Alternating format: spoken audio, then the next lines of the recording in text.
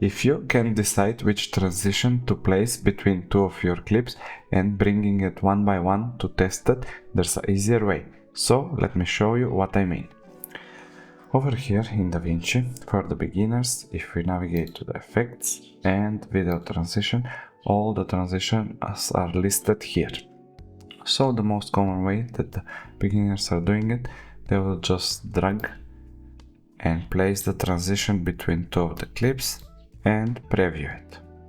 But instead of testing all of this to see which fit your needs, there's a shortcut. Let me delete this transition and place the playhead between two of the clips.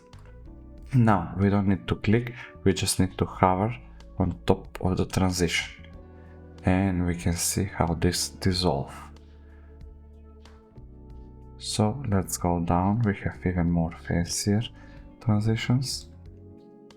Glitch, flash, camera shake, crash zoom, this is nice.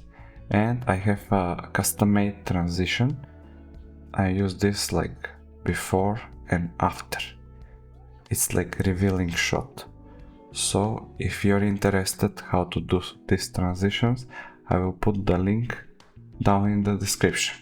And thank you for watching this video. See you in the next one.